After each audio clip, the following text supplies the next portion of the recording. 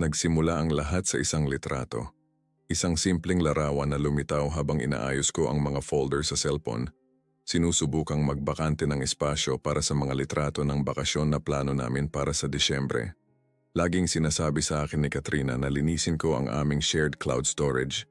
Puno na raw kasi ng mga lumang dokumento at walang kwentang screenshot. Kaya nung Huwebes na yon, pagkatapos ng trabaho, umupo ako sa sofa na may hawak na kape at sinimulang suriin ang bawat file. Sa simula, normal lang ang lahat. Mga resibo mula sa supermarket, mga litrato ng kaarawan, mga selfie ni Katrina kasama ang kanyang mga kaibigan tuwing Biyernes ng gabi. Pero bigla ko itong nakita. Isang litrato na mukhang simple lang, inosente sa unang tingin, pero sa loob ng ilang segundo, parang gumuho ang mundo ko. Si Katrina ay nakaupo kaharap ang isang lalaki sa isang restaurant. Nakilala ko agad ang lugar. Ang Kanlungan Resto, yung eleganteng lugar na pinupuntahan lang namin sa mga espesyal na okasyon, kung saan ang madilim na ilaw ay lumilikha ng isang intimang pakiramdam na para bang nasa sarili kayong mundo. Suot niya yung asul na bestida na paborito niya, yung isinusuot niya kapag gusto niyang maramdamang maganda siya. Ang buhok niya ay nakalugay sa kanyang mga balikat at mayroon siyang ganong ngiti. Diyos ko, yung ngiti na yon, hindi yon ang ngiti na ibinibigay niya sa kanyang mga katrabaho kapag ipinakikilala niya sila sa akin sa mga year-end party ng kumpanya nila. Hindi yon ang magalang na tawa na ibinabahagi niya sa aming mga kapitbahay kapag nagkakasalubong kami sa elevator. Iba ito. Isang bagay na bumaliktad sa sikmura ko sa paraang hindi ko pa naramdaman kailanman. Ito ay malambing, may pagkakaintindihan puno ng isang pamilyaridad na hindi dapat umiral sa pagitan ng asawa ko at ng isang estranghero. Ang paraan ng paghilig ng kanyang ulo palapit sa lalaki, ang paraan ng pagdampi ng kanyang kamay sa dulo ng manggas nito, yung maliit na kilos ng paglapit na ginagawa lang natin kapag may higit pa sa simpleng paggalang. Alam ko na agad sa sandaling yon, hindi ko na kailangan ng dagdag na ebidensya, hindi ko kailangang makarinig ng mga paliwanag. Alam na ng katawan ko bago pa man tanggapin ng isip ko. Itinago ko ang litrato sa isang hiwalay na folder at nagpatuloy ako sa araw ko na parang walang nangyari. Nang dumating si Katrina nung gabing yon, mga 9:00 na, dala ang kanyang dati ng briefcase at yung pagod ng ngiti na ibinibigay niya pagkatapos ng mahahabang pulong, tinanggap ko siya gaya ng dati. Tinanong ko kung kumusta ang araw niya. Ipinagsalin ko siya ng isang basong wine at sabay kaming kumain ng empanada na binili ko pa uwi. Pero may nagbago na. Ako ay nagbago na. Naghiintay ako hanggang sa matapos kaming kumain. Hinayaan ko siyang umupo ng komportable sa sofa, tanggalin ang kanyang sapatos, at ipatong ang kanyang mga paa sa hita ko gaya ng lagi niyang ginagawa kapag gusto niyang magpamasahe. At doon sa isang kalamadong paraan na kahit ako ay hindi makilala, nagtanong ako, "Sino yung lalaki sa litrato?" Nakita ko kung paano nanigas ang kanyang katawan. Isang segundo lang, isang mabilis na kurap ng gulat na sinubukan niyang itago sa isang naguguluhang tawa. "Anong litrato?" Tanong niya, kahit na alam na ng kanyang mga mata kung ano ang tinutukoy ko. "Yung sa restaurant, sa Kanlungan Resto. Ikaw suot yung paborito mong asul na bestida. Siya, kaharap mo." Yung litratong yon, ang kanyang sagot ay napaka-ensayado na mas masakit pa kaysa sa mismong larawan. Ang boses niya ay kalmado, halos walang gana, na para bang ang tanong ko ang pinakakatawa-tawang bagay sa mundo. "Ay migo, kliyente lang yon. Pinag-uusapan namin ang isang proyekto. Alam mo naman ang trabaho ko, minsan kailangan naming makipagkita sa labas ng opisina para isara ang mga importanteng kasunduan. Gusto kong maniwala sa kanya. Sumpaman gusto ko.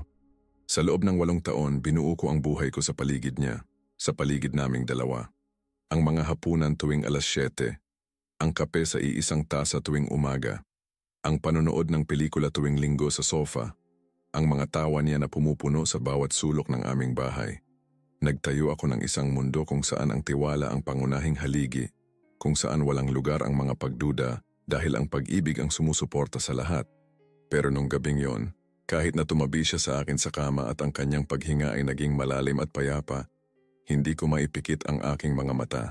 Nandoon pa rin ang litrato, sumusunog sa likod ng aking mga talukap.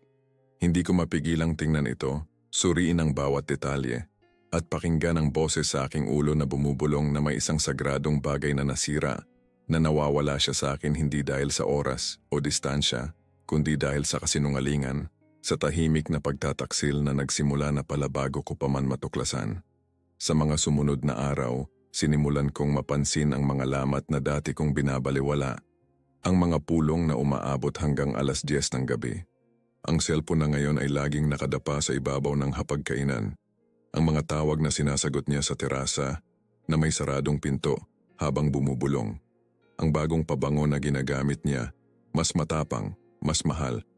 Ang paraan kung paano naiiba ang amoy ng kanyang damit kapag umuuwi siya, na para bang galing siya sa isang saradong lugar, intimo, kung saan ang mga amoy ay kumakapit sa tela. Huminto na ako sa pagtatanong. Hindi dahil naniniwala na ako sa kanya, kundi dahil hindi ko na kailangan ng mga sagot. Ang katotohanan ay naroon na, sa harap ko, naghihintay lang na magkaroon ako ng lakas ng loob na harapin ito. Kaya nanahimik ako.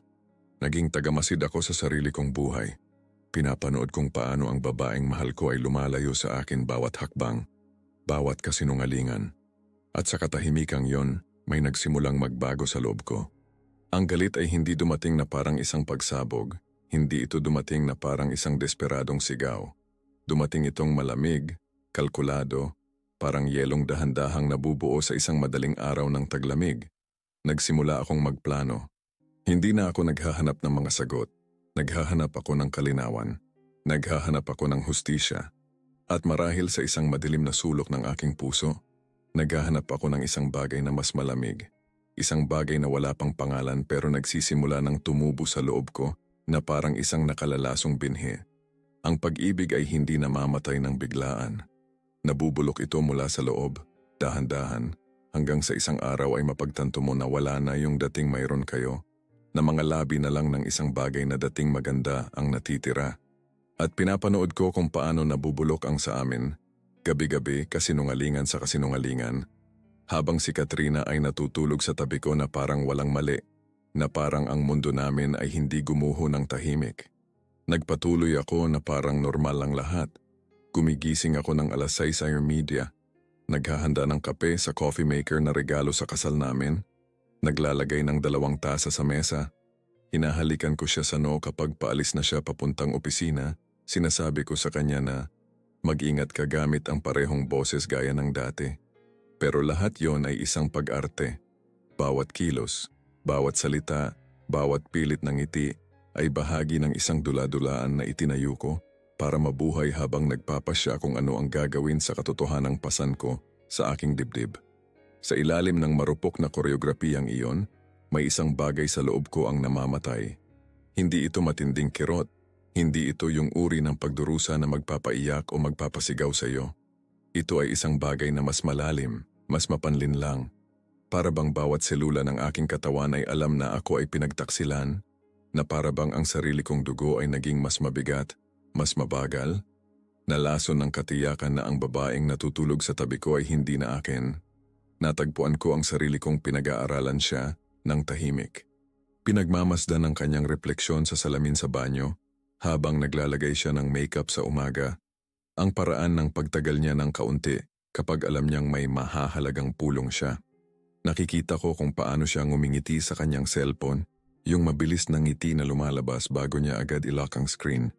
Napapansin ko ang maliliit na paghinto sa pagitan ng kanyang mga salita kapag nagkukwento siya tungkol sa kanyang araw, ang mga sandali kung kailan nanginginig ang kanyang boses, na para bang ine-edit niya ang katotohanan sa real time bago ito bitiwan. Ang pag-ibig ay hindi namamatay sa isang iglap. Nabubulok ito ng paunti-unti mula sa loob, tulad ng isang prutas na mukhang perpekto sa labas ngunit bulok na pala sa loob. At nararamdaman ko yon. Nararamdaman ko ito sa bawat peking tawa, sa bawat mekanikal na halik, sa bawat mahal kita na lumalabas sa kanyang mga labi nang walang bigat na dapat taglayin ng mga salitang iyon. Ang galit ko ay hindi dumating na parang apoy. Hindi maaari. Dumating itong parang hamog, bumabalot sa bawat bahagi ng aking pagkatao, pinapalamig kung ano ang dating mainit, kung ano ang dating tiwala. Tumigil ako sa pagtatanong dahil hindi ko na kailangan. Ang katotohanan ay nagpakita na sa maliliit na sandali. Kapag iniiwasan niya ang aking tingin habang naghahapunan, kapag ang boses niya ay nanginginig ng sapat lang para ipagkanulo ang bigat ng kasalanang dala niya kapag ang kanyang mga kamay ay nerbyosong gumagalaw kapag pinag-uusapan ng kliyente na nangangailangan ng labis niyang oras. Isang gabi, habang naliligo si Katrina pagkatapos muling dumating ng gabi na, nanatili akong nakaupo sa dilim ng sala. Hindi ko binuksan ang telebisyon, hindi ko tiningnan ang aking cellphone. Nanatili lang ako doon sa katahimikan, nakikinig sa agos ng tubig at nagtatanong kung saang eksaktong sandali naging isang organisadong kasinungalingan ang aming buhay. At doon ko nakita, ang kanyang tablet sa center table, ang screen ay nakabukas pa rin at ipinapakita ang kanyang mga notification. Hindi ko karaniwang tinitingnan ang kanyang mga gamit. Hindi ako yung tipo ng lalaking mapaghinala, yung kailangang kontrolin ang bawat mensahe, bawat tawag. Pero nung gabing yon, may nagtulak sa akin na kunin ito. Marahil ay ang pangangailangan na kumpirmahin ang alam ko na. Marahil ay ang pagnanais lang na pangalanan kung sino ang nagnanakaw ng aking asawa. Ang kanyang mga mensahe ay nakasync sa kanyang cellphone. Binuksan ko ang application at naroon ito. Daniel, ang kliyente. Hindi ko na kinailangang maghanap pa. Ang kanilang usapan ay nasa itaas ng listahan, minarkahan bilang mahalaga ng isang maliit na gintong bituin. Ang mga mensahe ay hindi tahasang romantiko. Walang mahal kita o miss na kita na nakasulat ng buo. Pero hindi ko kailangan yon. Ang pamilyaridad ay naroon sa bawat linya. Ang mga pribadong biruan na sila lang ang nakakaintindi. Ang mga pasimpleng emojis. Ang mga pagtukoy sa mga lugar at sandali na hindi ko alam, na umiiral sa isang parallel universe kung saan si Katrina ay may ibang buhay, ibang bersyon ng sarili na hindi kasama ang asawang naghihintay sa bahay. Ang galing kagabi. Hindi ko mapigilang isipin yung lugar na ipinakita mo sa akin. Kailangan kitang makita agad. Ang hirap ng mga araw na wala ka. Naghinala ba asawa mo? Kailangan nating mag-ingat. Pinasa ko ang huling mensahe ng 3 beses. Asawa mo. Na para bang ako ay isang sagabal, isang abala sa kanilang kwento ng pag-ibig, isang bagay na kailangang iwasan ng maingat para hindi masira ang kanilang kasiyahan. Naramdaman ko ang pagtigas ng isang bagay sa loob ng aking dibdib. Isang bagay na dating malambot at marupok ngunit ngayon ay tumitigas na parang bato. Naghanap ako ng karagdagang impormasyon tungkol kay Daniel. Hindi ito mahirap. Mismong si Katrina ay nabanggit na siya ng ilang beses, sinasabi siya bilang isang mahalagang kontak sa kumpanya kung saan kami nagtutulungan sa isang proyekto. Natagpuan ko ang kanyang profile sa social media sa loob ng 5 minuto. Si Daniel Vargas, 38 taong gulang, kasosyo sa isang design firm na madalas makipagtulungan sa kumpanya ni Katrina. Kasal kay Laura, isang eleganteng babae na sa kanyang mga litrato ay mukhang mahinahon, sopistikada. Mayroon silang 2 anak, isang lalaki at isang babae, parehong maliliit pa, na may mga inosenteng ngiti sa mga litrato ng pamilya. Nasuklam ako. Hindi lang ang aming pagsasama ang sinisira niya.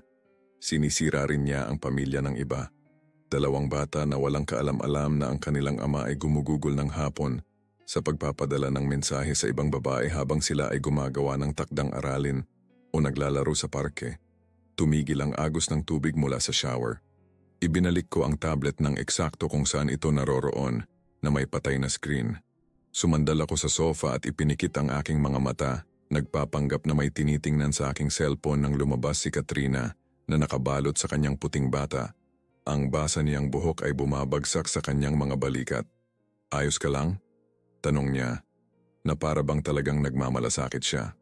Ayos lang, sagot ko, nang hindi tumitingin sa kanya. Nung gabing yon, mas malala ang tulog ko kaysa dati.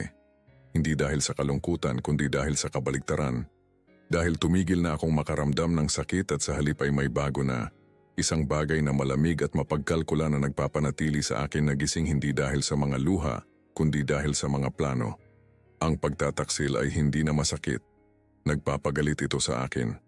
At ang galit na yon, kontrolado at tumpak, ay nagsimulang magkahugis sa aking isipan. Sa mga sumunod na araw, naging eksperto ako sa pagpapanggap. Ngumingiti ako kapag kailangan kong ngumiti. Nagtatanong ako kung kumusta ang araw niya. Ipinaghahanda ko siya ng kanyang paboritong kape. At sa gabi, kapag mahimbing na siyang natutulog, nananatili akong gising na nag-iisip. Nagpaplano, nag-i-imagine ng mga paraan upang lumabas ang katotohanan ng hindi ko kailangang sirain ang sarili ko sa proseso. Ayaw ko ng sigawan, ayaw ko ng drama. Ayaw kong maging ang asawang naloko na nagmamakaawa para sa mga paliwanag habang ang kanyang asawa ay gumagawa ng mga palusot na lalong nagiging komplikado. Gusto ko ng isang bagay na mas elegante, isang bagay na pipilit sa kanila na harapin ang kanilang ginawa nang hindi ko kailangang magsalita, kahit isang salita. Nagsimulang mapansin ni Katrina, sigurado ako, ang aking katahimikan ay mas nakakatakot sa kanya kaysa sa anumang komprontasyon. Nakikita ko kung paano niya ako tinitingnan ng pasulyap habang nag-aalmusal, kung paano pilit ang kanyang tawa kapag sinusubukan niyang magbiro, kung paano mabilis na umiiwas ang kanyang mga mata kapag matagal ko siyang tinititigan. Alam niyang may nagbago sa akin pero hindi niya alam kung ano eksakto. At ang kawalan ng katiyakan na yon ay unti-unti siyang sinisira. Mabuti, hayaan siyang magdusa ng kaunti. Hayaan niyang maramdaman kahit isang bahagi lang ng naramdaman ko nang matuklasan ang kanyang pagtataksil. Hayaan na ang kanyang mga gabi ay maging kasing haba at hindi komportable gaya ng sa akin. Hayaan na ang bigat ng kanyang mga kasinungalingan ay maging hindi na makayanan dahil hindi ko nagagawing madali para sa kanya sa pamamagitan ng pagpapanggap na maayos ang lahat. Ang pag-ibig na nararamdaman ko para sa kanya ay hindi pa ganap na namamatay. Hindi pa. Ngunit naghihingalo na ito at wala na akong lakas o pagnanais na iligtas pa ito. Gusto ko lang na matapos ito sa tamang paraan, sa paraang ako ang magpapasya, na buo ang aking dignidad at malinis ang konsensya dahil alam kong hindi ako ang sumira nito. Siya. At malapit na malalaman ng lahat. Ang sumunod na linggo ay isa sa mga pinakakakaibang linggo ng buhay ko. Sa labas, lahat ay mukhang normal. Gumigising ako, pumapasok sa trabaho, umuuwi sa bahay, naghahapunan kasama si Katrina, nanonood ng ilang palabas bago matulog. Pero sa loob, ibang tao na ako. Naging detektibo at aktor ako ng sabay. Sinusuri ang bawat mensahe, bawat kilos ni Katrina, habang pinapanatili ang perpektong maskara ng normalidad na unti-unting nagpapabaliw sa kanya. Tuwing umaga, hinahalikan ko siya sa noo bago siya umalis. Inihahanda ko ang almusal na gusto niya. Toast na may avocado at scrambled egg, isang basong natural na orange juice, ang kanyang kape na may tamang dami ng asukal na lagi kong inilalagay. Tinatanong ko siya tungkol sa kanyang mga plano para sa araw na iyon. Pinakikinggan ang kanyang mga sagot ng may magiliw na ngiti at hinahangad na maging maayos ang lahat para sa kanya. At bawat gabi kapag nakakatulog na siya sa tabi ko, nananatili akong gising sa dilim, binabasa ang kanyang mga kasinungalingan, kinakalas ang bawat hibla ng kanyang panloloko. Ang aking katahimikan ay kinatatakutan niya. Nakikita ko ito sa kanyang mga mata. Ang paraan ng pagtingin niya sa akin ngayon ay iba na, may bagong tensyon, isang hindi pa nabibigkas na tanong na lumulutang sa pagitan namin. Napansin niyang may nagbago, ngunit hindi niya alam kung ano eksakto. At ang kawalan ng katiyakan na iyon ay unti-unting sumisira sa kanya mula sa loob. Ang kanyang mga tawa ay mas nerbiyoso, ang kanyang mga palusot ay mas detalyado, ang kanyang mga kilos ay mas maingat na para bang naglalakad siya sa manipis na yelo at alam niyang anumang oras ay maaari itong mabasag. Pero hindi ako naghahanap ng paghihiganti, hindi sa tradisyonal na paraan. Ayaw ko siyang sigawan, ayaw ko siyang paiyakin sa mga panunumbat, ayaw ko siyang ipahiya sa publiko o sirain ang kanyang reputasyon. Gusto ko ng isang bagay na mas tumpak, isang bagay na mas elegante. Gusto kong lumabas ang katotohanan sa paraang hindi ito maaring balewalain ng sinuman, na hindi mag-iiwan ng puwang para sa mga palusot o pagdadahilan. At para doon, kailangan kong maging matiyaga, metodiko, strategic. Nag-imbestiga pa ako tungkol kay Daniel at sa kanyang asawa. Laura Mendoza de Vargas ang kanyang buong pangalan. Nalaman kong siya ay isang respetadong babae sa mga social circle, pangulo ng isang foundation na tumutulong sa mga solong ina, tagapag-ayos ng mga charity event. Sa lahat ng kanyang mga litrato, nagpapakita siya ng isang katahimikan na lalo pang nagpagalit sa akin dahil sa ginagawa ni Daniel sa kanya. Hindi rin niya ito karapat-dapat. Wala sa aming dalawa ang karapat-dapat dito. Nagpa siya kung kontakin siya, pero kailangan kong gawin ito ng maingat nang hindi nagdudulot ng hinala. Hindi ako maaaring basta na lang lumitaw sa buhay niya at sabihing, "Hoy, ang asawa mo ay may relasyon sa asawa ko." Kailangan ko ng isang kapanipaniwalang dahilan, isang bagay na propesyonal na hindi magmumukhang agarang komprontasyon. Nag-research ako tungkol sa kanyang foundation. Natuklasan kong naghahanap sila ng mga donor para sa isang bagong proyekto ng pansamantalang pabahay. Perpekto. Mayroon na akong dahilan na kailangan ko. Nagpadala ako ng isang formal na email sa pamamagitan ng website ng foundation. Ipinakikilala ang sarili ko bilang isang negosyante na interesado sa pag-aambag sa mga proyektong panlipunan. Wala akong binanggit tungkol sa aming mga asawa. Hindi pa. Sumagot si Laura 2 araw pagkatapos. Ang kanyang email ay mainit, propesyonal, nagpapasalamat. Inimbitahan niya ako sa isang pulong upang talakayin ang mga detalye. Pumayag ako.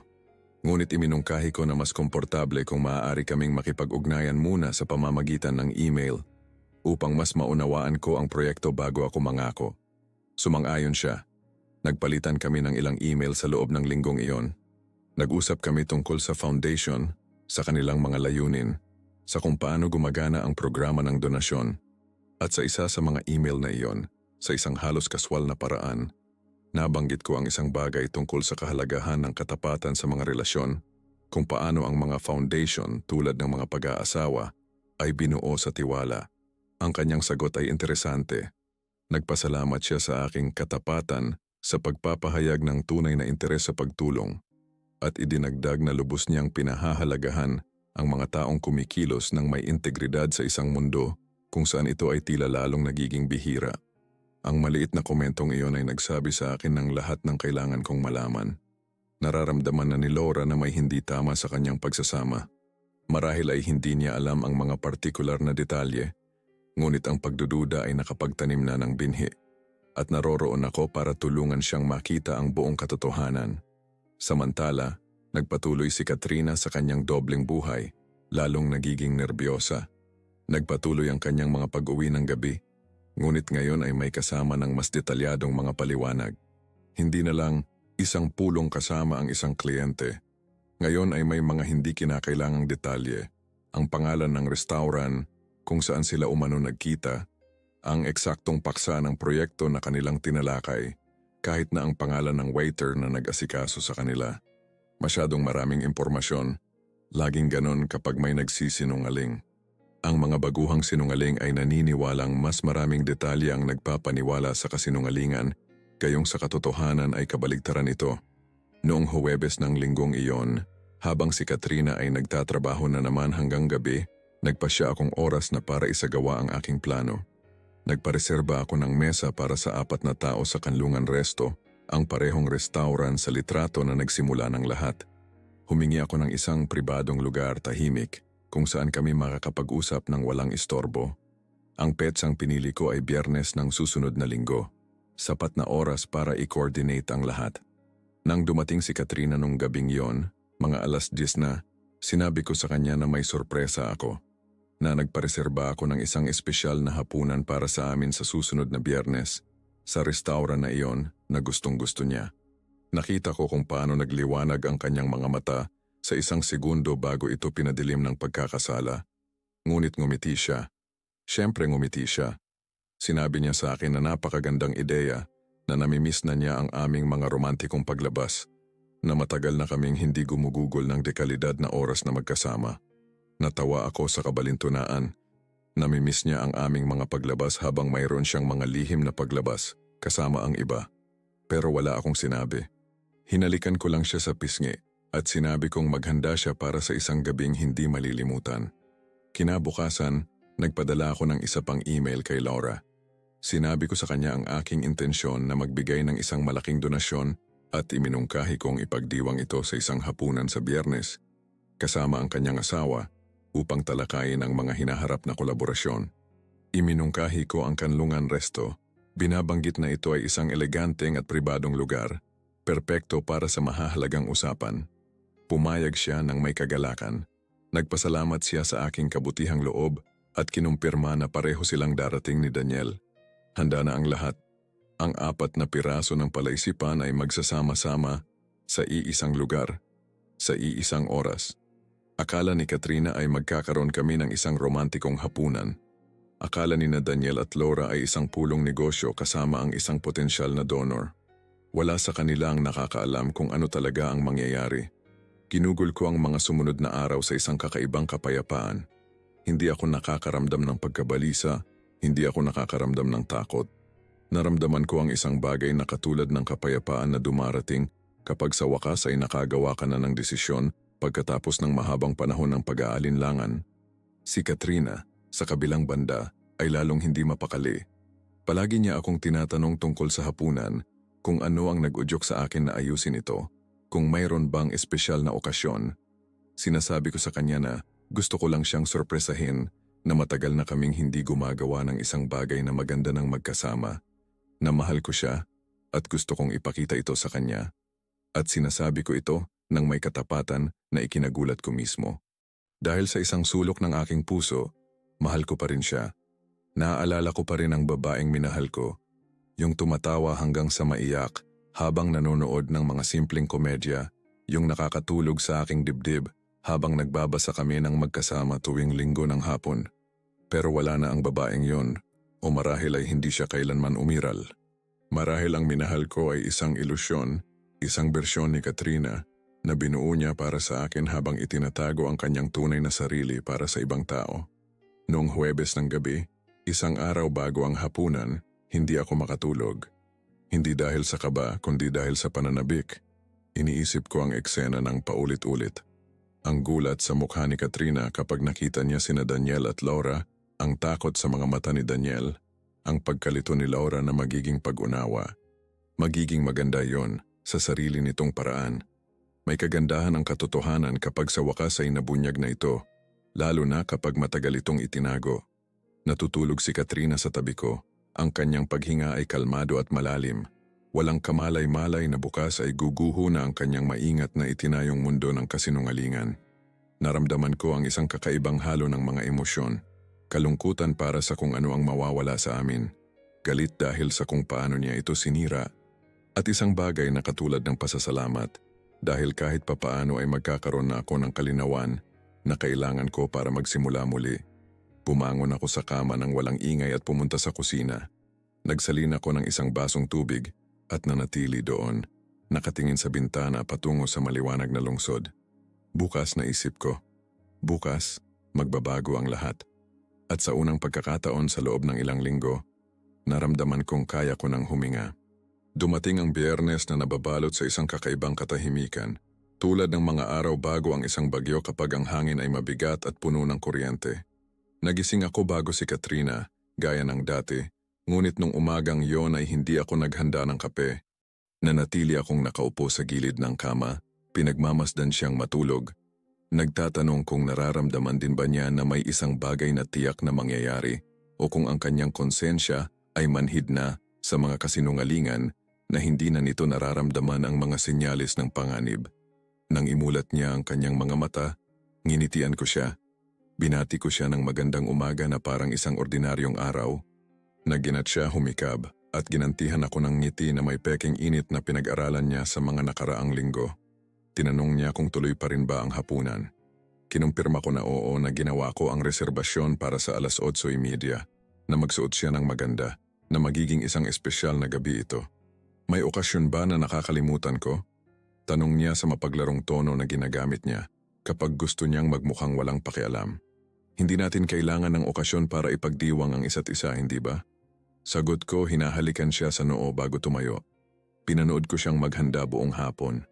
Sinubukan niya ang 3 magkakaibang bestida bago magpasya sa isa. Ang asul na madilim. Ang parehong suot sa litrato. Hindi ko alam kung sinadya niya ito o kung ang kanyang subconscious ang nagdala sa kanya na piliin ito, na para bang may isang bahagi sa kanya na gustong isara ang bilog ng kwentong ito.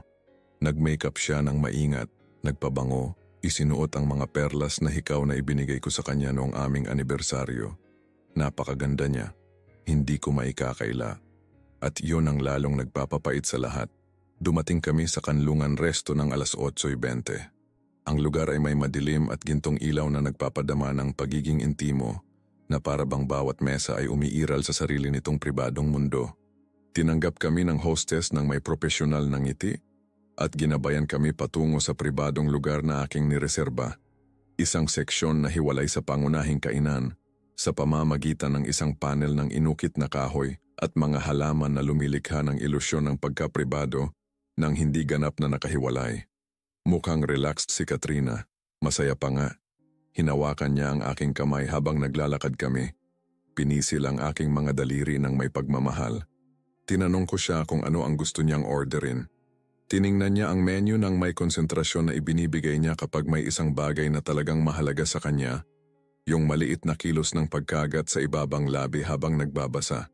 Sa isang segundo lang, naramdaman ko ang isang kirot ng nostalgia para sa kung ano kami noon.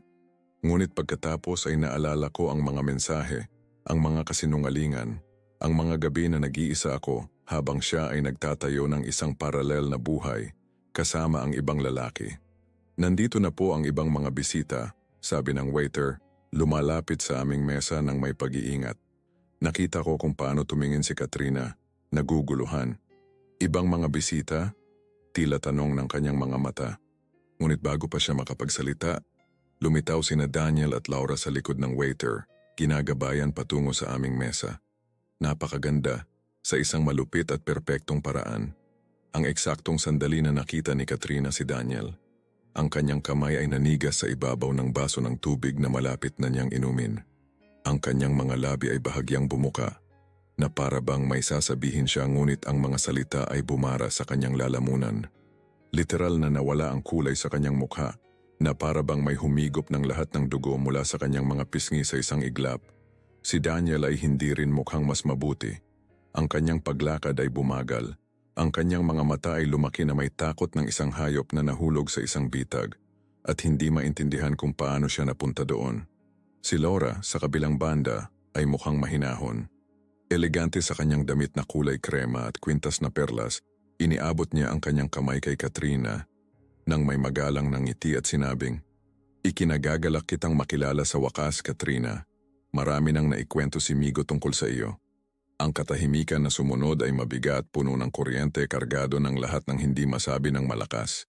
Sinubukan ni Katrina ng umiti, ngunit ang kanyang bibig ay pumilipit sa isang bagay na mas mukhang ngiwi kaysa sa isang kilos ng paggalang.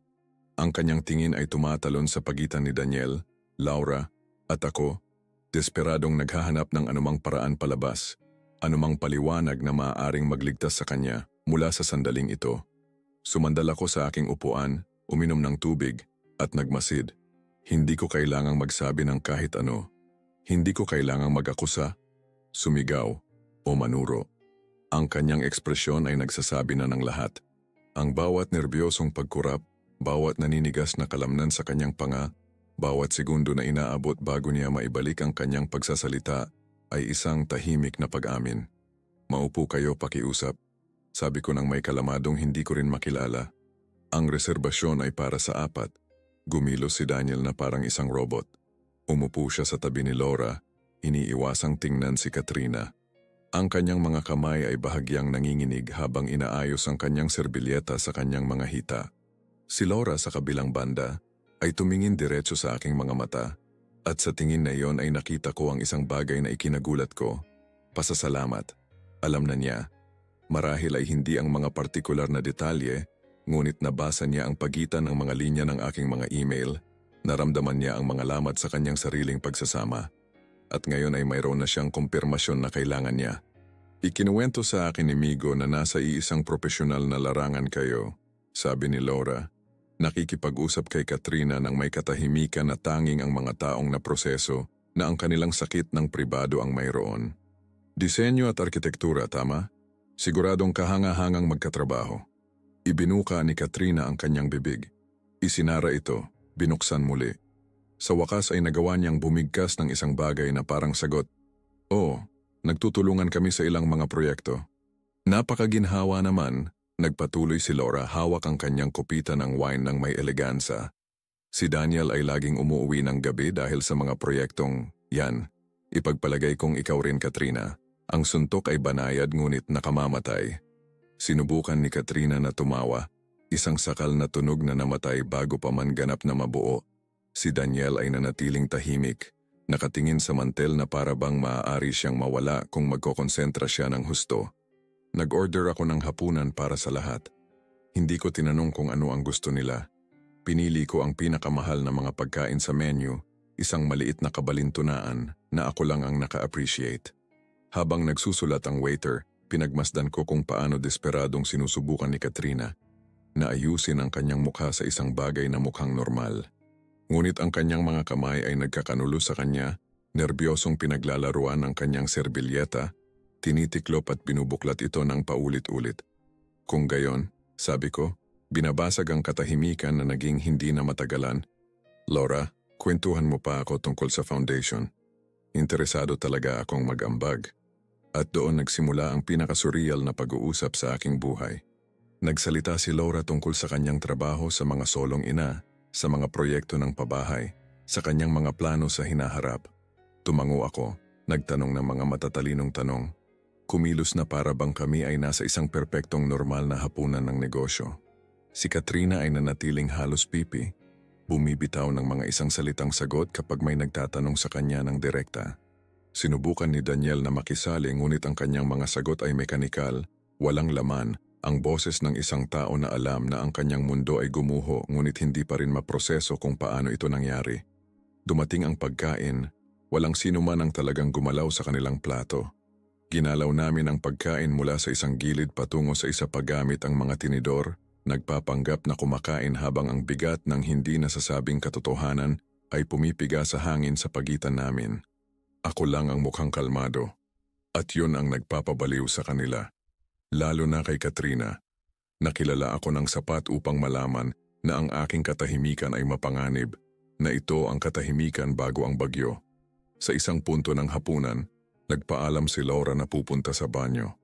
Agad na tumayo si Katrina mula sa kanyang upuan, bumubulong na kailangan din niyang pumunta. Nakita ko silang lumalakad palayo ng magkasama at naisip ko kung anong pag-uusap ang mayroon sila sa sandaling iyon. Kokomprontahin ba siya ni Laura ng direkta? Susubukan bang itanggi ni Katrina ang lahat? O magtitinginan lang sila sa katahimikan, kinikilala sa mga mata ng isa't isa ang parehong sakit ng pagtataksil? Naiwan akong mag-isa kasama si Daniel. Ang katahimikan sa pagitan namin ay iba, mas masungit. Sa wakas ay itinaas niya ang kanyang tingin at tumingin sa akin. Mayroong pagsusumamo sa kanyang mga mata, ngunit pati na rin ang pagtanggap sa kapalaran. Tingnan mo. Ako. Nagsimula siya ngunit itinaas ko ang aking kamay upang pigilan siya. Huwag kang magsalita. Sabi ko, ang boses ko ay mababa ngunit matatag. Hindi mo ako utangan ng mga paliwanag. Hindi ako interesado na makinig sa iyong mga dahilan. Gusto ko lang malaman mo na ito. Itinuro ko ang paligid ng mesa, ang restaurant, ang buong sitwasyon ay mas maawain pa kaysa sa nararapat sa inyo. Tumikom siya. Dahan-dahan siyang tumango, nauunawaan na wala siyang masasabi na magpapabago sa nangyayari. Nang bumalik sina Katrina at Laura, pareho silang may namumugtong mga mata. Umiyak si Laura, malinaw yon, ngunit inayos niya ang kanyang sarili nang may dignidad ng isang taong tumatangging gumuho sa publiko. Si Katrina, sa kabilang banda, ay mukhang wasak. Ang kanyang makeup ay kumalat, ang kanyang mga kamay ay kitang-kita na nanginginig. Umupo siya nang hindi tumitingin sa akin. Ang natitirang bahagi ng hapunan ay isang pagsasanay sa pagtitiis. Nag-usap kami tungkol sa mga walang kabuluhang bagay, sa panahon, sa mga plano para sa mga darating na pista, sa anumang bagay na hindi ang halata. Nang sa wakas ay dumating ang bill, binayaran ko ito nang hindi hinahayaang mag-ambag si Daniel. Gusto kong maging malinaw ito. Ito ay aking produksyon, aking entablado, aking paraan upang palabasin ang katotohanan nang hindi dinudumihan ang aking mga kamay sa mga sigaw o karahasan. Nagpaalam kami sa pinto ng restaurant. Kinuha ni Laura ang aking kamay. Hinawakan ito ng 1 segundo nang mas matagal kaysa sa kinakailangan. Salamat, bulong niya. Napakahina na ako lang ang nakarinig. Sila ni Daniel ay umalis sa magkaibang direksyon, hindi nag-uusap, hindi nagtitinginan. Si Katrina at ako ay naglakad patungo sa kotse ng tahimik. Hindi niya sinubukang magpaliwanag ng kahit ano. Hindi ako nagtanong ng kahit ano. Pareho naming alam na ang mga salita ay wala ng silbi. Ang katotohanan ay nabunyag na sa pinaka-elegante at malupit na paraan na posible. At ngayon ay kailangan na lang naming harapin ang mga kahihinatnan. Ang pag-uwi ay isa sa pinakamahabang paglalakbay sa aking buhay. Kahit na sa katotohanan ay 15 minuto lang kami bago makarating. Si Katrina ay nakaupo sa upuan ng pasahero, nakatingin sa bintana patungo sa mga ilaw ng lungsod na dumadaan na parang mga malabong mantsa. Hindi siya umiiyak, hindi siya nagsasalita. Humihinga lang siya sa paraang putol-putol na nagsasabi sa iyo na ang isang tao ay nakikipaglaban upang mapanatili ang kontrol sa kanilang mga emosyon. Nagmamaneho ako ng naka-autopilot, ang aking mga kamay sa manibela, ang aking mga mata sa kalsada, ngunit ang aking isip ay nasa ibang lugar. Hindi ako nakakaramdam ng tagumpay. Hindi ako nakakaramdam ng kasiyahan. Isang kakaibang kawalan lang, tulad ng kapag natapos mong basahin ang isang libro na kasama mo sa loob ng maraming buwan at bigla na lang ay wala ka ng mga pahina na babasahin. Ang kwento ay dumating na sa kanyang katapusan, ngunit ako ay nakakulong pa rin dito. Pinoproseso ang bawat salita, bawat sandali. Ipinark ko ang kotse sa garahe ng aming gusali. Pinatay ko ang makina. Ang katahimikan na sumunod ay napakakapal na halos mahawakan ko na ito. Hindi gumalaw si Katrina. Ang kanyang mga kamay ay nakapatong sa kanyang kandungan. Ang mga daliri ay magkakakabit ng napakahigpit na ang kanyang mga buko ay namuti na. Migo, sa wakas ay sinabi niya, ang kanyang boses ay halos isang sirang bulong. Pakiusap, hindi ko siya pinatapos. Binuksan ko ang aking pinto at lumabas ng kotse. Narinig ko siyang ginawa rin ang pareho sa likod ko. Ang kanyang mga takong ay umalingaw-ngaw sa semento ng paradahan habang sinusundan niya ako patungo sa elevator. Umakyat kami ng tahimik. Ang ugong ng elevator ang tanging tunog sa pagitan namin. Yung mechanical na ingay na sa paanuman ay ginagawang mas halata ang katahimikan ng tao. Nang makapasok kami sa apartment, ibinagsak ni Katrina ang kanyang bag sa sofa at nanatiling nakatayo sa gitna ng sala, na para bang hindi niya alam kung ano ang gagawin, na para bang ang aming sariling tahanan ay naging estranghero sa kanya. Dumiretso ako sa kusina, nagsalin ng isang basong whiskey, isang bagay na bihirang gawin ko, ngunit naramdaman kong kailangan ko nung gabing yon. Gaano mo nakatagal alam? Tanong niya mula sa sala. Ang kanyang boses ay mas matatag na ngayon ngunit nanginginig pa rin. Sumandal ako sa bar ng kusina, uminom ng isang mahabang lagok bago sumagot. Mula nung sandaling makita ko ang litrato, narinig ko siyang huminga ng malalim na para bang naghahanda para sa isang bagay. Sisigawan mo ba ako? Mumurahin mo ba ako? Tatanungin mo ba ako kung bakit? Mayroong nota ng desperasyon sa kanyang boses na para bang naghahanap siya ng anumang kilalang anyo ng alitan, isang bagay na pamilyar na makakapitan. Humarap ako para tingnan siya. Nakatayo siya doon. Suot ang asul na bestida na ngayon ay may ganap na naiibang kahulugan, na may kumalat na makeup at namumugtong mga mata. Mukha siyang maliit, marupok, hindi tulad ng siguradong babae na nagtayo ng isang dobleng buhay ng may ganoong katumpak. Hindi, sagot ko ng mahinahon. Hindi ko gagawin ang alinman sa mga yon. Nakita ko kung paano nasira ang kanyang mukha. Kakaiba, ngunit sa tingin ko ay inaasahan niyang sasabog ako, na mawawalan ako ng kontrol. Nabibigyan ko siya ng isang bagay na maaari niyang ipagtanggol. Ang aking katahimikan ang siyang dumudurog sa kanya ng higit pa sa kayang gawin ng anumang sigaw. Kung gayon, ano? Tanong niya, ang kanyang mga braso ay nakakrus sa kanyang dibdib sa isang kilos ng pagprotekta sa sarili. Iyon na ba yon? Ang hapunan? Ang iyong paraan ng paghihiganti ay ang ipahiya ako sa harap nila? Natawa ako, ngunit hindi ito isang masayang tawa. Ito ang tunog ng isang taong sa wakas ay nauunawaan ang kabalintunaan ng lahat. Hindi kita pinahiya, Katrina. Ang katotohanan ang nagpahiya sa iyo. Lumikha lang ako ng mga kondisyon para lumabas ito. Iyon ang pagkakaiba natin. Wala akong kailangang itago. Ikaw ang nagtayo ng isang kastilyo ng kasinungalingan at ngayon ay nagulat ka na gumuho ito. Humakbang siya palapit sa akin, ang kanyang mga kamay ay nakaabot sa 1 kilos ng pagsusumamo. Isang pagkakamali lang yon, Migo. Isang kahilahilakbot na pagkakamali. Si Daniel, wala siyang ibig sabihin. Ikaw ang asawa ko, ikaw ang... Hindi, pinutol ko siya, mas matigas ang boses ko ngayon. Huwag mong gawin yan. Huwag mong subukang bawasan ito sa isang pagkakamali. Ang mga pagkakamali ay kapag nakalimutan mong bumili ng gatas o kapag nahuli ka sa isang appointment. Ito ay isang desisyon. Maramihang mga desisyon. Bawat mensahe na ipinadala mo sa kanya, bawat oras na nakipagkita ka sa kanya, bawat kasinungalingan na sinabi mo sa akin kapag umuwi ka ng gabi. Ang mga yon ay may malay na mga desisyon, Katrina. Nakita ko kung paano sa wakas ay nagsimulang tumulo ang mga luha sa kanyang mga pisngi. Isang bahagi sa akin, isang maliit na bahagi na naaalala pa rin ng lalaking nagmahal sa kanya ng walang kondisyon, ay gustong aliwin siya. Ngunit ang bahaging iyon ay nakalibing sa ilalim ng mga patong ng pagtataksil at pagkabigo. Akala ko mahal mo ako, sabi ko. At ito ang unang pagkakataon na nabasag ang aking boses nung gabing yon. Binuko ang buong buhay ko na naniniwalang matatagang sa atin na tayo ay isang koponan. At habang nabubuhay ako sa realidad na, yon, ikaw ay nabubuhay sa dalawa.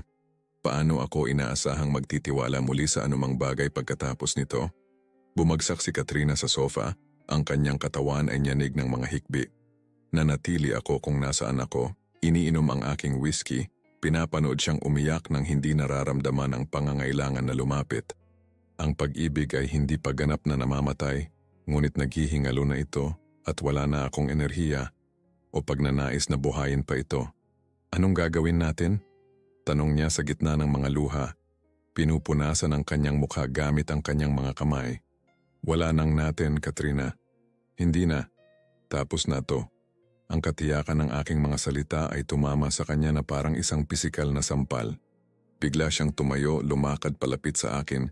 Sinubukang hawakan ang aking mga kamay, ngunit inilipat ko ang mga ito bago pa niya ako mahawakan. Hindi ka maaaring maging seryoso. Maaari nating ayusin ito. Maaari tayong pumunta sa therapy. Maaari tayong ayusin ito. Pinutol ko siya. Tumataas ang boses ko sa unang pagkakataon. Paano mo aayusin ang sirang tiwala? Paano mo aayusin ang mga gabi na nag-iisa ako habang kasama mo siya? Paano mo ayusin ang katotohanan na sa tuwing titingnan mo ako, magtatanong ako sa sarili ko kung nagsisinungaling ka na naman ba? Wala siyang sagot doon. Tinitingnan lang niya ako ng mga desperadong mata, naghahanap ng isang bagay na hindi ko na maibibigay. Ang natitirang bahagi ng gabi ay isang ehersisyo ng hindi komportableng pamumuhay ng magkasama. Nanatili siya sa sala. Pumasok ako sa kwarto. Hindi ko nilock ang pinto dahil hindi ako natatakot sa kanya. Ngunit hindi ko rin ito iniwang bukas. Ito ang aking paraan ng pagsasabi na ang espasyo sa pagitan namin ay pisikal na ngayon. Hindi lang emosyonal. Hindi ako natulog. Nanatili akong nakatingin sa kisame, nakikinig sa mga tunog ng lungsod sa labas, pinoproseso ang lahat ng nangyari. Ang hapunan ay naging perpekto sa pagpapatupad nito. Walang sumigaw, walang gumawa ng eksena, ngunit ang mensahe ay malinaw. At ngayon ay kailangan kong mamuhay kasama ang mga kahihinatnan ng pagpilit sa katotohanan iyon na lumabas. Nang mag-umaga nakarinig ako ng kilos sa sala. Bumangon ako at nakita si Katrina na nag-iimpake ng isang maliit na maleta. Nagpalit na siya ng damit, nakasuot ng maong at isang simpleng t-shirt. Ang kanyang buhok ay nakatali sa isang magulong ponytail. Mukha siyang pagod na pagod. Makikitira muna ako kay ate ng ilang araw. Sabi niya nang hindi tumitingin sa akin. Para bigyan ka ng espasyo. Para bigyan ako ng espasyo. Hindi ko alam. Kailangan ko lang ng oras para mag-isip. Tumango ako. Hindi ko siya pipigilan. Isang bahagi sa akin ay nakaramdam pa nga ng ginhawa sa ideya na mapag-isa sa apartment nang walang palaging tensyon ng kanyang presensya. Lumapit siya sa pinto, dala ang kanyang maleta. Huminto na may kamay sa doorknob. Lumingon. Para tingnan ako sa huling pagkakataon. Sorry, Migo. Sorry talaga. Ako rin. Sagot ko, at totoo yon. Nalulungkot ako na umabot sa ganito ang mga bagay. Nalulungkot ako na ang 8 taon ng pagsasama ay naging isang maleta at isang walang lamang paghingi ng tawad. Nalulungkot ako na ang pag-ibig na dating ibinahagi natin ay nasira hanggang sa hindi na makilala. Nang magsara ang pinto sa likuran niya, nanatili akong nakatayo sa gitna ng apartment, napapaligiran ng katahimikan na iniwan niya. At sa unang pagkakataon sa loob ng ilang linggo, marahil mga buwan, naramdaman ko ang isang bagay na katulad ng kapayapaan. Hindi ito kaligayahan. Hindi ito kasiyahan. Ito ay ang kawalan lang ng gulo. Ang katahimikan na dumarating kapag ang sakit ay sa wakas ay tumigil na sa pakikipaglaban upang maunawaan. Nagsalin ako ng isa pang kape. Ang unang inihanda ko ng mag-isa sa sarili kong kusina sa loob ng mahabang panahon. Mas mapait ito kaysa karaniwan, ngunit ininom ko pa rin. Umupo ako sa terasa, pinagmamasdan ang lungsod na gumigising sa ilalim ng araw ng umaga. At napagtanto kong ito ang aking unang araw sa isang bagong buhay. Isang buhay na walang si Katrina. Isang buhay na walang kasinungalingan. Isang buhay kung saan kailangan kong muling buuin ang sarili ko mula sa simula. Ngunit kahit papaano ay magiging isang tapat na buhay ito. Hindi ko sinabi kahit kanino ang nangyari.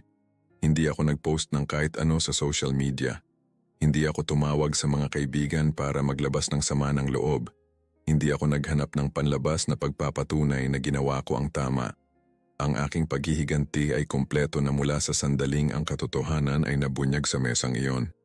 Hindi ko kailangan ng mga manonood o palakpak. Kailangan ko lang na malaman ni Katrina, Daniel at Laura na ang mga aksyon ay may mga kahihinatnan, na ang mga kasinungalingan ay sa huli ay nabubunyag, at na minsan ang pinakamakapangyarihang hustisya ay hindi dumarating ng may sigaw, kundi ng may katahimikan. At sa katahimikang yon, nagsimula akong makahanap ng isang bagay na hindi ko naramdaman sa loob ng mahabang panahon. Ang posibilidad na maging sarili ko muli. Ang mga buwan ay lumipas sa isang kakaibang paraan. Hindi sila mabilis o mabagal, dumaloy lang sila tulad ng tubig sa isang ilog na wala ng mga hadlang sa kanyang daan. Hindi na bumalik si Katrina sa apartment. Ipinadala niya ang kanyang kapatid na babae upang kunin ang kanyang mga gamit ilang linggo. Pagkatapos niyang umalis, isang hapon na estratehiko akong umalis para hindi ko na kailangang makita kung paano nila iniimpake ang mga huling piraso ng aming buhay na magkasama. Nang bumalik ako, mas maluwag ang pakiramdam sa apartment ngunit mas malinis din, na para bang inalis nila hindi lamang ang kanyang mga gamit, kundi pati na rin ang hindi nakikitang bigat ng mga kasinungalingan na pumuno sa bawat sulok. Dumating ang mga papeles ng diborsyo 2 buwan pagkatapos. Hindi siya lumaban para sa kahit ano. Hindi siya humingi ng pera. Hindi siya humingi ng kalahati ng aming mga ari-arian. Hindi niya sinubukang gawing komplikado ang mga bagay. Marahil ay ito ang kanyang paraan ng paghingi ng tawad, o marahil ay gusto niya lang isara ang kabanatang iyon ng mabilis hanggat maaari at magpatuloy. Pinirmahan ko ang mga dokumento ng walang drama, walang seremonya. Ang aking pirma lang at ang sa kanya sa ilang mga puting papel na ginawang isang legal na proseso, ang 8 taon ng pagsasama. Sa simula, ang kalungkutan ay kakaiba. Hindi masakit. Kakaiba lang. Gumigising ako sa umaga at sa isang segundo ay nakakalimutan kong mag-isa ako.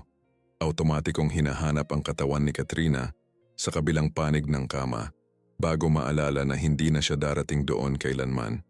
Naghahanda ako ng kape para sa dalawa dahil sa nakasanayan bago ko mapagtanto ang aking pagkakamali.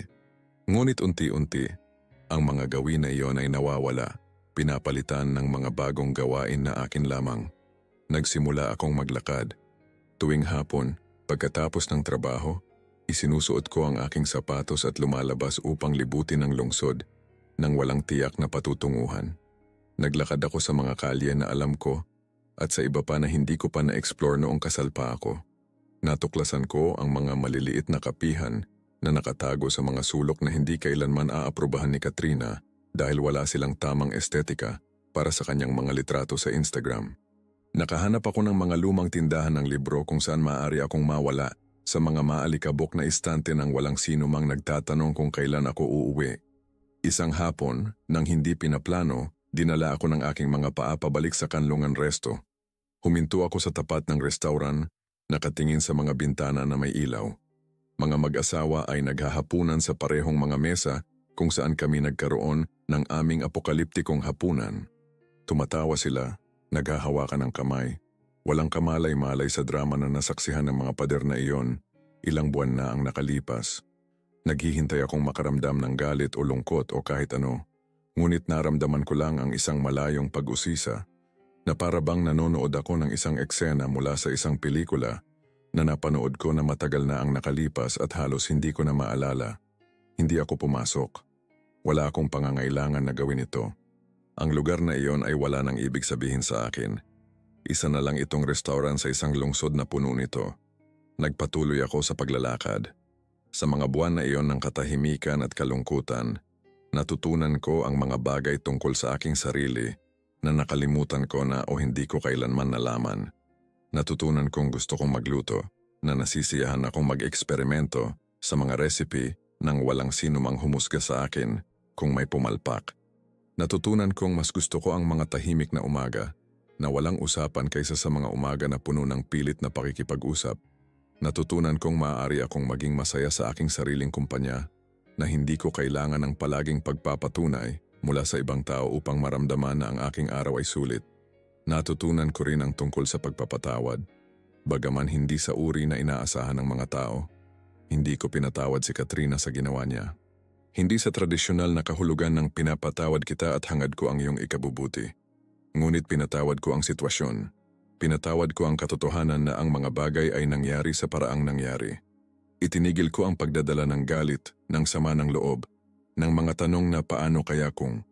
Hindi dahil karapat-dapat si Katrina sa aking pagpapatawad, kundi dahil karapat-dapat akong mabuhay nang walang pabigat na iyon. Isang araw habang tinitingnan ang aking email, nakakita ako ng isang mensahe mula sa kanya. Isa lang, maikli, direkta. Migo, alam kong wala akong karapatang sumulat sa iyo pagkatapos ng lahat. Alam kong malamang ayaw mong makarinig ng kahit ano mula sa akin. Ngunit kailangan kong sabihin sa iyo na nagsisisi ako. Hindi lang sa nangyari, kundi sa kung sino ako naging. Sa mga kasinungalingan, sa pinsalang idinulot ko sa iyo. Hindi mo karapat-dapat ang alinman sa mga yon. Sana ay natagpuan mo na ang kapayapaan. Sana talaga, Katrina. Pinasa ko ang mensahe ng 3 beses.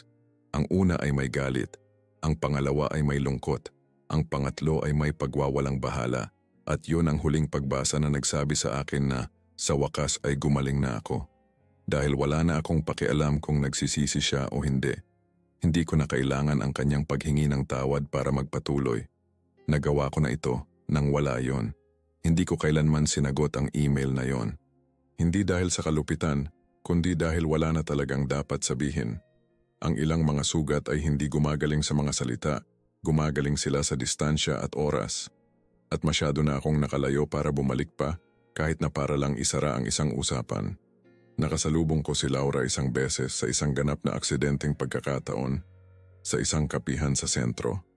Nag-iisa siya, nagbabasa ng libro, na may isang tasa ng mainit na tsaa sa harap niya. Nagtagpo ang aming mga mata at sa isang segundo ay walang sino man sa amin ang nakakaalam kung ano ang gagawin. Ngunit pagkatapos ay ngumiti siya, isang maliit ngunit tunay na ngiti at sumenyas sa akin na lumapit. Umupo kami ng magkasama sa loob ng isang oras. Nag-usap kami tungkol sa mga mababaw na bagay sa simula, ang panahon, ang trabaho, ang mga librong binabasa namin. Ngunit sa huli, ang usapan ay napunta sa hindi maiiwasan.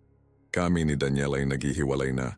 Sinabi niya sa akin ng walang drama, na para bang nagkokomento lang na magpapalit siya ng trabaho. Siguro alam mo na, tumango ako. Iyon ang aking ipinapalagay, bagaman hindi ako kailanman naghahanap ng kumpirmasyon. Ikaw? Tanong niya. Kumusta ka? Mas mabuti. Sagot ko, at totoo yon. Nakakagulat na mas mabuti. Tumango siya, na para bang eksakto niyang naiintindihan ang ibig kong sabihin. Nung gabing yon, nagpatuloy siya hinahalo ang kanyang tiya nang wala sa loob. Nang makita mo sila ng magkasama at pinlano ang lahat, iyon ang pinakamaawaing bagay na maaaring gawin ng sino man para sa akin. Alam kong kakaiba pakinggan, ngunit totoo yon. Binigyan mo ako ng kalinawan na kailangan ko nang hindi ako sinisira sa proseso. Nagpapasalamat ako sa iyo para doon. Hindi ko alam kung ano ang sasabihin. Hindi ko pinlano ang hapunan na iyon na iniisip na maging maawain sa kanya. Ito ay isang makasariling bagay. Isang paraan upang makamit ang hustisya para sa aking sariling sakit. Ngunit kung sa proseso ay naibigay ko rin sa kanya ang kailangan niya. Kung gayon marahil ay mayroong ilang aksidenteng kabutihan sa lahat ng iyon. Nagpaalam kami ng may yakap. Hindi kami nagpalitan ng numero o nangako na mananatiling nakikipag-ugnayan. Ngunit mayroong isang tahimik na pag-unawa sa pagitan namin, isang koneksyon na ipinanganak mula sa ibinahaging trauma at kapwa kaligtasan. Ang mga buwan ay naging 1 taon. Tumigil na akong magbilang ng mga araw mula nang maghiwalay. tumigil na akong sukatin ang aking pag-unlad sa mga terminong bago si Katrina at pagkatapos ni Katrina. Nagsimula na lang akong mabuhay sa kasalukuyan, sa bagong mundong ito na itinayo ko para sa aking sarili, sa ibabaw ng mga guho ng kung ano ang dating naroon. Ang aking apartment na dating pakiramdam na masyadong walang laman, ngayon ay pakiramdam na perpektong puno sa aking presensya lamang. Ang mga tahimik na umaga ay hindi na malungkot, sila ay payapa. Ang mga gabi na walang pilit na usapan ay hindi na malungkot, sila ay mapayapa. Natutunan ko ang pagkakaiba sa pagitan ng pagiging mag-isa at pakiramdam na nag-iisa, at natuklasan ko na ang una ay maaaring maging isang biyaya sa halip na isang sumpa. Isang hapon, habang naglalakad sa bywalk at pinapanood ang paglubog ng araw na nagpipinta sa kalangitan ng mga kulay kahel at rosas, napagtanto ko ang isang mahalagang bagay. Ang aking paghihiganti ay hindi kailanman naging tungkol kay Katrina. Hindi ito tungkol sa pagpapahiya sa kanya o pagpaparusa sa kanya o pagpapahirap sa kanya. Ito ay tungkol sa pagbawi ng aking dignidad, tungkol sa pagpapaalala sa aking sarili na karapat-dapat ako sa katapatan at respeto, tungkol sa pagbawi ng kontrol sa aking sariling salaysay. At sa prosesong iyon ng paghihiganti, sa maingat na planong iyon upang ilantad ang katotohanan, hindi ko lang sinira ang mga kasinungalingan ni Katrina. Pinalaya ko ang aking sarili. Binigyan ko ang sarili ko ng pahintulot na bitawan ng isang bagay na sirana na tumigil sa pagkapit sa isang pag-ibig na nabubulok na bago ko pa man ito aminin. Lumubog ang araw sa abot tanaw at nanatili akong nakatayo doon sa bywalk, nararamdaman ang simoy ng dagat sa aking mukha. At sa unang pagkakataon mula nang makita ang litratong iyon na nagbago ng lahat, hindi ako nakaramdam ng galit o sakit o sama ng loob. Naramdaman ko lang ang pasasalamat. Pasasalamat sa kalinawan na pinilit ng kanyang pagtataksil na harapin ko. Pasasalamat sa lakas na hindi ko alam na mayroon ako hanggang sa kailanganin ko ito. Pasasalamat sa pagkakataon na muling buuin ang sarili ko sa isang taong mas malakas, mas matalino, mas buo. Tinuruan ako ni Katrina kung ano ang hindi ko gusto sa isang relasyon. Ipinakita niya sa akin ng eksakto kung anong uri ng pag-ibig ang hindi ko karapat-dapat na tanggapin. At bagaman ang daan patungo sa aral na iyon ay masakit, ang aral mismo ay napakahalaga. Habang naglalakad pabalik sa bahay nung gabing yon, na may mga ilaw ng lungsod na kumikislap sa paligid ko tulad ng mga bituin sa lupa, naunawaan ko na ang pinakamagandang paghihiganti ay hindi kailanman ang pagpapahirap sa kanya. Ang pinakamagandang paghihiganti ay ang maging bersyon ng sarili ko na hindi na kailangan ng paghihiganti para maging buo. At yon naisip ko habang binubuksan ang pinto ng aking apartment. Yon ay isang tagumpay na walang sino man ang makakaagaw sa akin kailanman.